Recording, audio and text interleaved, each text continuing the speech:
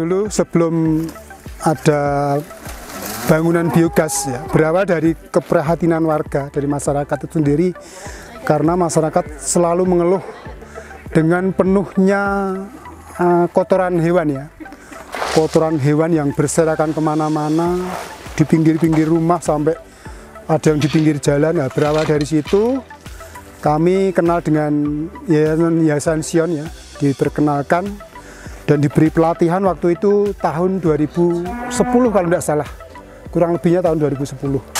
Nah, berawal dari situ masyarakat mulai sadar, mulai tertarik dengan adanya pembangunan digester biogas skala 6 meter kubik ya. Mulai dari situ masyarakat mulai tertarik dan mulai bisa menata lingkungan, dan kesehatan pun mulai berdampak ya, sudah mulai kelihatan dari masyarakat itu sendiri.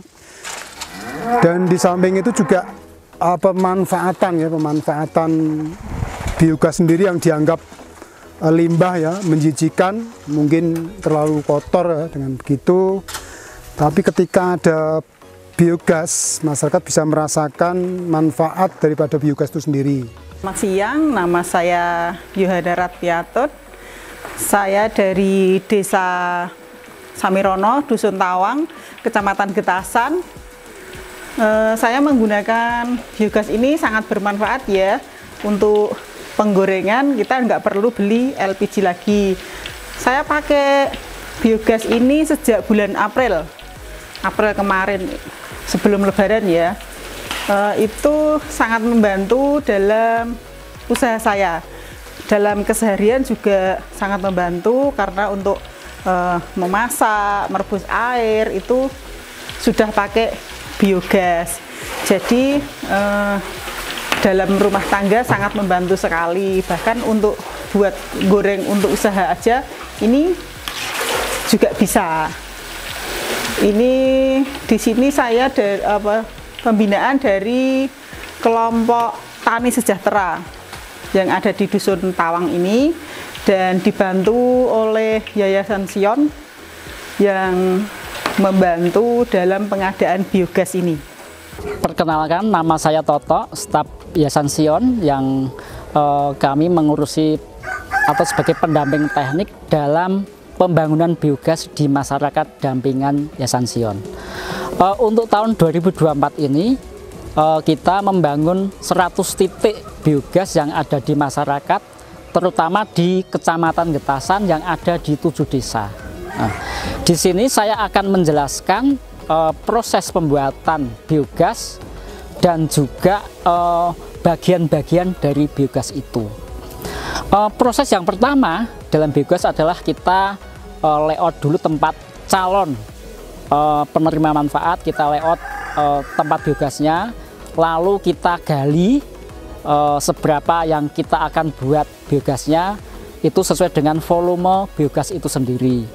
Untuk khusus biogas rumah tangga, kita ada beberapa ukuran volume, yaitu yang pertama 4 meter kubik, yang kedua 6 meter kubik, yang ketiga itu 8 meter kubik, 10 meter kubik, dan 12 meter kubik. Itu semua untuk ukuran rumah tangga. Lebih dari 12 meter kubik itu adalah skalanya industri. Proses pembuatan biogas itu dimulai dengan penggalian tempat yang sudah kita layout. Kita menggali lubang sekitar 3-4 hari. Itu pun tergantung lokasi banyak batunya apa tidak. Kalau batunya banyak itu mungkin bisa memakan waktu bisa sampai 10 hari. Tapi kalau tanahnya normal, tidak berbatu, itu 3 hari sudah selesai. Setelah kita lubang, dasarnya kita cor untuk pondasi biogas. Selanjutnya kita memasang dinding digester.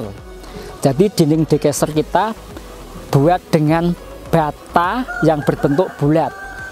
Setelah ketinggian dinding digester itu tercapai, maka kita akan melalui proses lagi di atas, yaitu dengan mengecor kubah digester itu.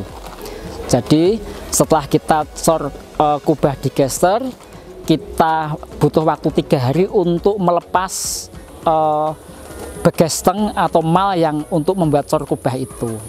Bagian pertama dari biogas itu adalah yang pertama adalah bak inlet.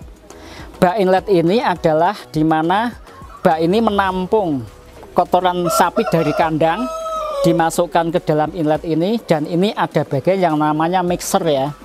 Ini alat pengaduk antara kotoran sapi dengan air di sini, dimasukkan di sini, lalu diaduk ini supaya tercampur dengan baik, baru dimasukkan ke digester. Ini adalah pipa penghubung antara inlet tadi dengan bak kontrol inlet, karena ini jauh dari kandang sehingga masih butuh pipa yang agak panjang, dan pipa ini berukuran pipa PVC ukuran 4 inci. Nah, di sini ini adalah ada pipa inlet, yang mana pipa ini akan menghubungkan dengan bangunan digester di sini. Nah, ini digester biogas yang mana di dalamnya itu terjadi proses fermentasi organik yang akan menghasilkan gas metan, yang nanti akan menjadi gas metan yang bisa digunakan untuk memasak, atau untuk lampu, atau untuk keperluan lain. Nah, di bawah ini adalah digester yang ini ukuran 6 kubik. Di dalamnya ini ada ruangan untuk fermentasi, dan di atas puncak kubah ini ada yang namanya pipa gas utama. Pipa gas utama ini untuk menghubungkan untuk saluran gas dari dalam digester untuk ke pipa instalasi. Di puncaknya ini ada keran penutup gas, dan ini adalah penguat pipa gas supaya tidak mudah rusak. Ini namanya turret. Selanjutnya, setelah kotoran sapi di dalam terfermentasi, dia akan keluar melalui bak outlet. Nah, bak outlet ini adalah limpahan kotoran sapi yang sudah hilang gasnya. Dia akan otomatis keluar melalui lubang manhole. Ya, ini ada yang namanya lubang manhole. Ini berfungsi untuk mengeluarkan seluruh yang sudah hilang gasnya, akan keluar ke bak outlet. Juga manhole ini berfungsi untuk sebagai keluar masuk orang saat pembangunan digester waktu belum selesai. Jadi ini juga untuk lewat orang, tapi juga untuk keluarnya limbah seluruh yang sudah gasnya hilang. Nah, kalau di bak outlet ini sudah penuh, maka akan dikeluarkan di slurry pit.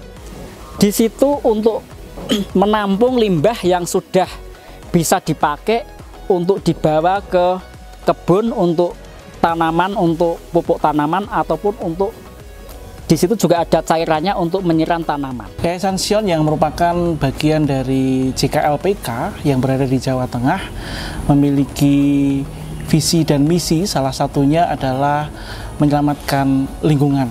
Ini menjadi hal yang penting bagi Yayasan Sion, karena lingkungan yang kita tempati itu untuk keberlangsungan hidup yang lama, bukan hanya sekedar warisan, namun sebuah titipan yang harus terus dijaga keberlangsungan hidupnya untuk anak cucu kita.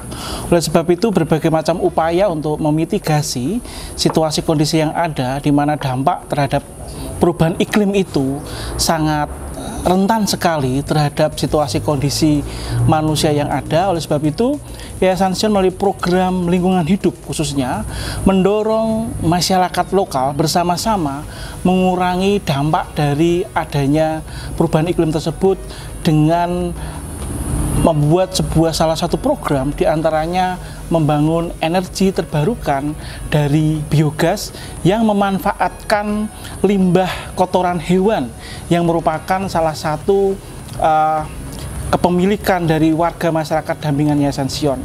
Dari adanya biogas ini, masyarakat dididik untuk mengelola limbah dengan baik, dimanfaatkan menjadi energi terbarukan, dan limbah yang berupa biosluri bisa dimanfaatkan sebagai pupuk organik untuk mewujudkan pertanian selaras alam, mengurangi adanya pemanfaatan pupuk kimia, sehingga dalam jangka yang waktu panjang akan menghasilkan sebuah tata kelola pertanian yang baik, aman, sehat, dan berkelanjutan.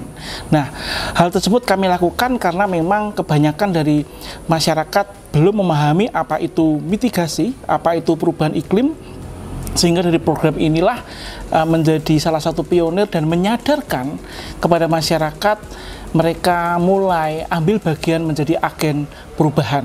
Ini terbukti dengan ratusan biogas yang telah dibangun Yayasan Sion di tengah-tengah masyarakat sejak tahun 2010, baik itu di Jawa, baik itu di Sumatera, Kalimantan, dan menyebar kemana-mana.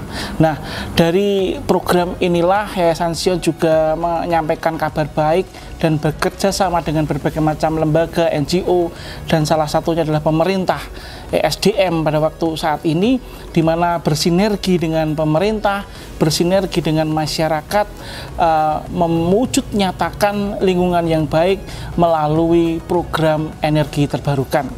Dari hal tersebut kami mendorong semua pihak supaya ke depan semua desa mampu mewujudkan desa mandiri energi yang tidak hanya terikat kepada ketergantungan LPG, bahan bakar fosil maupun penggunaan kayu bakar, namun juga mampu mewujudkan desa yang bersih dan aman, dan juga menuju masyarakat mandiri pupuk organik.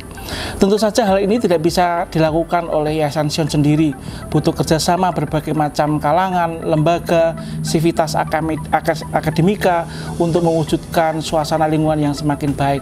Oleh sebab itu, mari kita bersama-sama mewujudkan lingkungan yang lebih baik untuk masa depan yang lebih baik. Salam lestari.